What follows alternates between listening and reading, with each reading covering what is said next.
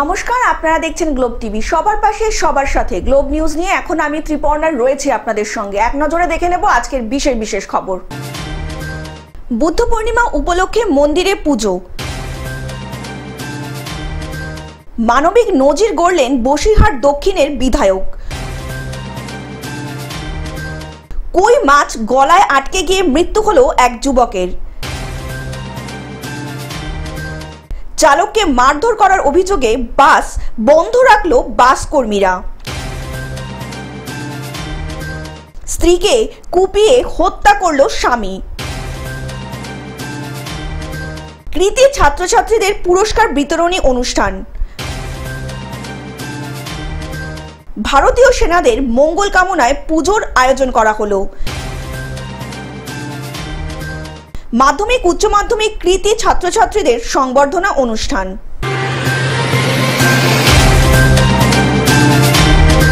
আসছে বিস্তারিত খবরে। বুদ্ধ পূর্ণিমা উপলক্ষে মন্দিরে পুজো। সোমবার সকাল থেকেই বুদ্ধ মন্দিরে ভিড় জমিয়েছিলেন দূর দূরান্ত থেকে আগত মানুষজন বুদ্ধ পূর্ণিমা উপলক্ষে মন্দিরে পুজো দেবার জন্য। অন্যদিকে মন্দিরে পুজো দিতে উপস্থিত হয়েছিলেন ইংরেজবাজার পৌরসভার চেয়ারম্যান কৃষ্ণেন্দু নারায়ণ চৌধুরী, কাউন্সিলর কাকুরি চৌধুরী সহ অন্যান্য জনপ্রতিনিধিরা। এবং জাপান বলুন, চীন বলুন, বিভিন্ন দেশ ভগবান বুদ্ধের আদর্শ মেনে তারা চলে। আমারও ভালো লাগে যখন এখানে মাঝে মাঝে আমি আসি। আর এখানে রমেন এটা প্রতিষ্ঠা করেছে, সেদিন আমি ছিলাম। নিয়ম নিষ্ঠার সঙ্গে পুজো দিতে বৌদ্ধ ভিক্ষুকরাও এসেছিলেন মন্দির চত্বরে।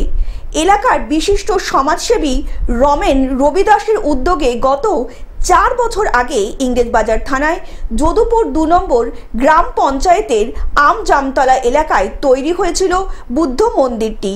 সোমবার মন্দিরে নিয়ম করে পুজো দেন ভক্তরা। পুজো উপলক্ষে 400 ভক্তদের মধ্যে প্রসাদ বিতরণ করা হয় এদিন। অন্ন প্রসাদ এই দিন বৌদ্ধ ধর্মাবলম্বী ছাড়াও বিভিন্ন সম্প্রদায়ের মানুষ পুজো দেন বৌদ্ধ মন্দিরে। উদ্যোগে আজকে আমরা গত 4 বছর ধরে আমরা বুদ্ধ জয়ন্তী পালন করে চলেছি। তো এখানে ত্রিপুরা এবং কলকাতা থেকে আমাদের ভিক্ষু এসেছেন, তার নাম হচ্ছে পরমানন্দ ভিক্ষু পরমানন্দ। ওনার নেতৃত্বে আজকের যে শান্তির বার্তা, বুদ্ধর বাণী এবং বুদ্ধ যে শিক্ষাগুলো আমাদেরকে দিয়ে গেছেন, সেই শিক্ষা নিয়ে সকালে পূজা বা তাকে শ্রদ্ধা জ্ঞাপন আমরা করি। মালদা থেকে অভিষেক দাসের রিপোর্ট, গ্লোব নিউজ। মানবিক নজির গড়লেন বসিরহাট দক্ষিণের বিধায়ক। মারণ রোগে আক্রান্ত রোগীদের বিনামূল্যে চিকিৎসা ও ওষুধের জন্য বসিরহাট দক্ষিণের বিধায়ক চিকিৎসক সপ্তর্ষি বন্দ্যোপাধ্যায় উত্তর 24 পরগনা জেলা পরিষদের খাদ্যের কর্মাধ্যক্ষ সাহানুর মণ্ডলের উদ্যোগে বসিরহাট 1 নম্বর ব্লকের 7টি গ্রাম পঞ্চায়েত, বসিরহাট ও টাকি 2টি পৌরসভা মিলিয়ে প্রায় 2.5 লক্ষ মানুষকে বিনামূল্যে পরিষেবা দেওয়ার জন্য সেবালয় খুললেন বিধায়ক। যদি একজন বিধায়ক এগিয়ে আসতে পারে মানুষের সেবার জন্য, আমরা জনপ্রতিনিধি আমরা কেন পারবো না? প্রত্যেকটা পঞ্চায়েতের যে পঞ্চায়েতে যেদিন যে ডেটে এই কাজটা, এই সেবালয় শুরু হবে, সেই পঞ্চায়েতের সেই দিনের দায়িত্ব আমার মনে হয় সেই পঞ্চায়েতকে নেওয়া উচিত, আর অবশ্যই আমরা নেব। Cancer, thalassaemia, glaucoma, heart operation, gall bladder সহ যেসব রোগে আক্রান্ত মানুষেরা আছেন তারা সম্পূর্ণ বিনামূল্যে চিকিৎসা পাবেন। চিকিৎসকের জন্য কোনো অর্থ দিতে হবে না, এমনই কথা জানালেন বিধায়ক সপ্তর্ষি বন্দ্যোপাধ্যায়। 2টি পৌরসভার প্রতিটি পঞ্চায়েতে মাসের 4 দিন রোগীদের চিহ্নিত করা হবে। তারপর সরাসরি ক্যাম্পে এনে নামী চিকিৎসকদের দিয়ে সঠিক রোগ নির্ণয় করে কলকাতার আরজিগড়, নীলরতন হসপিটাল সহ নামী সরকারি হাসপাতালগুলোতে রেখে চিকিৎসা করানো হবে রোগীদেরকে। এমনকি বিনামূল্যে ওষুধও দেওয়া হবে তাদের। এই পরিষেবা আগামী 8 মাস ধরে দেওয়া হবে। পৌরসভা পঞ্চায়েতের প্রত্যন্ত গ্রামেই মেডিকেল ক্যাম্প করা হবে এর জন্য। প্রত্যেকটা মানুষকে ওষুধ খেতে হয়, বা একটা ডাক্তার যদি আমি গাছাকারপুর পঞ্চায়েত দিয়ে বলছি, গাছাকারপুর পঞ্চায়েতে যদি একটা বিভিন্ন রকম ডাক্তার যদি সেখানে হাজির করতে পারি, তো কিছু না হলেও ডাক্তারের কাছে যতটা পরিষেবা পাবো, আর তারপরে তার প্রেসক্রিপশন নিয়ে আমার শরীরের মধ্যে কি হলো এগুলো জানতে পারবো, বা সেই পরিষেবায় ডাক্তার সপ্তর্ষি ব্যানার্জি অনেকটা এগিয়ে নিয়ে যাবে আমাদের। অত্যাধুনিক যন্ত্রের মাধ্যমে রোগ নির্ণয় করে তার সঠিক চিকিৎসা করা হবে এবং গ্রামগুলোতে পরিষেবা দেওয়া হবে। উত্তর 24 পরগনা জেলা পরিষদের খাদ্য কর্মাধ্যক্ষ সাহানুর মণ্ডল বলেন, প্রতিটি পঞ্চায়েত উপপ্রধান, প্রধান, পঞ্চায়েতের সদস্য তাদের ইতিমধ্যেই প্রচারে রিপ্লে করে এলাকায় ছড়ানোর কথা বলেন। পাশাপাশি প্রতিটি গ্রামেও পৌরসভায় শিক্ষিত যুবক যুবতীদের এই কাজে লাগিয়ে রোগীদের চিহ্নিত করে মেডিকেল ক্যাম্প করানোর উদ্যোগ নেওয়া হচ্ছে। আগামী 5ই জুন সংগ্রামপুর শিবহাটি গ্রাম পঞ্চায়েতের কর্মতীর্থে প্রথম মেডিকেল ক্যাম্প শুরু হবে। অন্যদিকে সমাজের বিশিষ্ট ব্যক্তিরা এই উদ্যোগকে নিঃসন্দেহে সাধুবাদ জানিয়েছেন। আপনারা সামনে দেখতে পাচ্ছেন আমাদের যে অভিনব প্রয়াসের নাম, আমরা আমাদের নেতৃত্বের কাছ থেকে অনুমোদন নিয়ে নামকরণ করেছি সেবালয়। এর মূল উদ্দেশ্য থাকবে মানুষকে চিকিৎসা পরিষেবা সরাসরি তাদের বাড়ির দুয়ারে পৌঁছে দেওয়া। কিভাবে জিনিসটা হবে খুব ছোট করে ভাবতে গেলে আগামী মাসের 5 তারিখ আমাদের প্রথম তার ক্যাম্প লঞ্চ হবে। বসিরহাট থেকে শ্যাম বিশ্বাসের রিপোর্ট, গ্লোব নিউজ। কই মাছ গলায় আটকে গিয়ে মৃত্যু হলো এক যুবকের।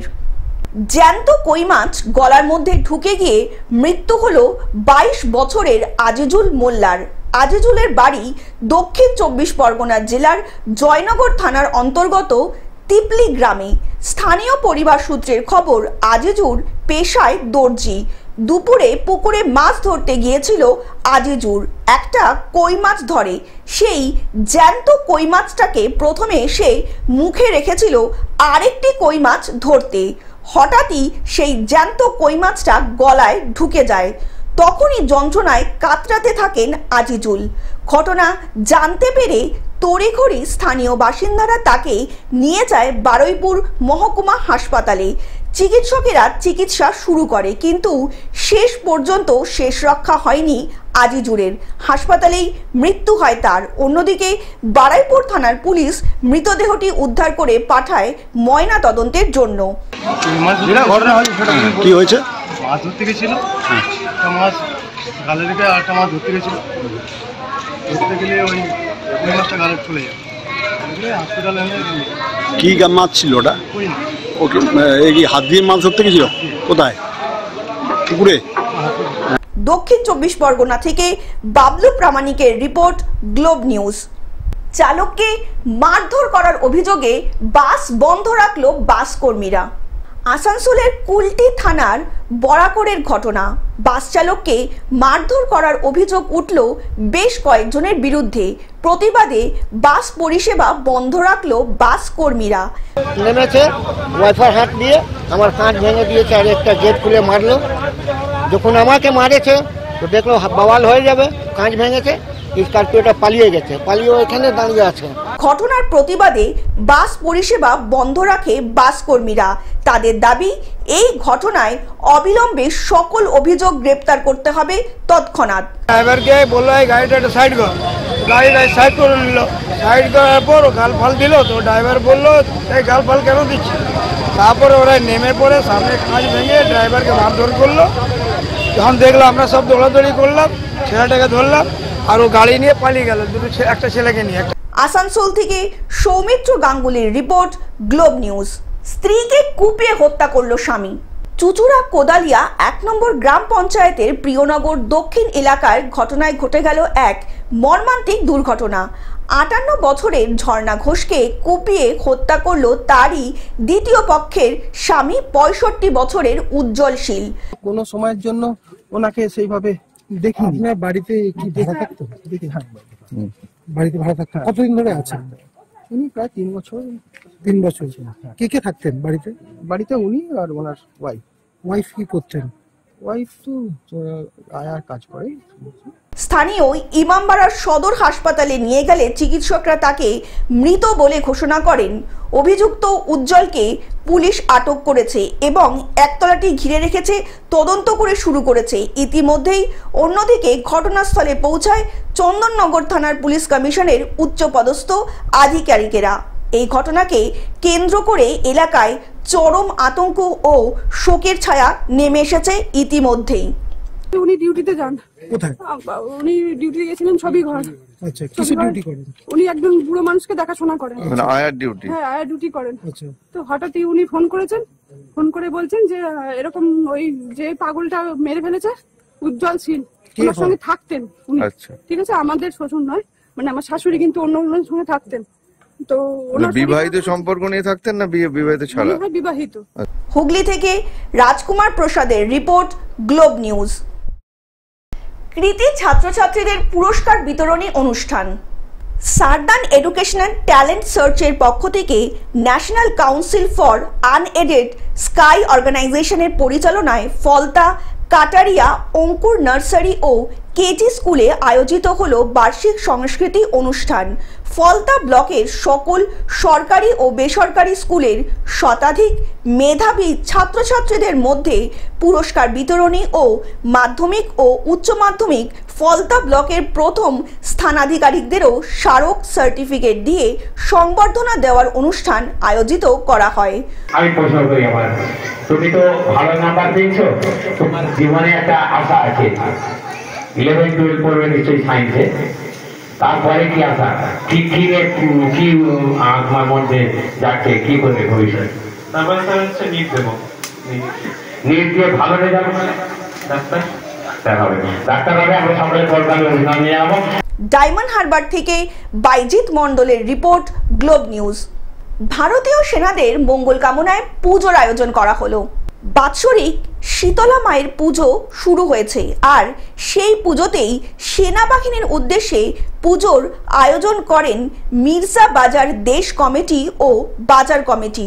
আর সেই আয়োজিত পুজোতে পুজো দিলেন এলাকাবাসী। পরিক্রমের সাথে ভারত পাক সীমান্তে লড়াই জারি রেখেছে ভারতীয় সেনাবাহিনী, একের পর এক প্রত্যাঘাত। আর সেই ভারতীয় সেনাদের মঙ্গল কামনায় পুজোর আয়োজনও করা হয়। জাতীয় পতাকা হাতে ভারত মাতার জয়ধ্বনি দিয়ে স্লোগান দেয় সকল এলাকাবাসী।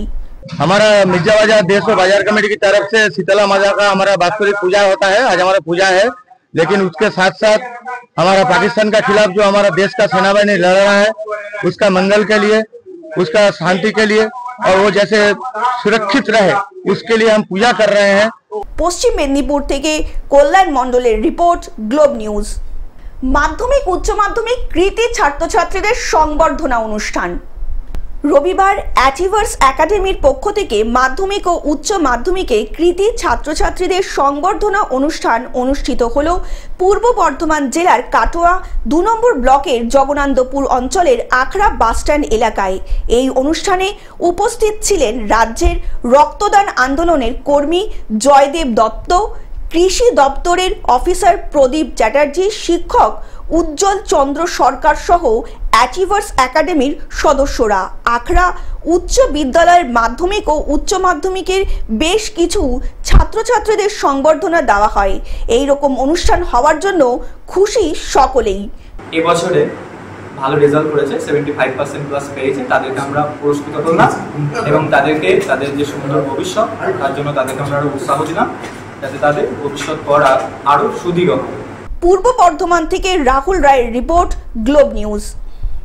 টেলিভিশন ছাড়াও গ্লোব টিভি এখন সমস্ত সমাজ মাধ্যমে উপলব্ধ। বিস্তারিত জানতে ফোন করুন আমাদের টোল ফ্রি নাম্বার 1800891974 এ অথবা লগ ইন করুন আমাদের ওয়েবসাইট www.globetv.in এ। গ্লোব নিউজ এখন এ পর্যন্তই। দেখতে থাকুন গ্লোব টিভি, সবার পাশে সবার সাথে। নমস্কার।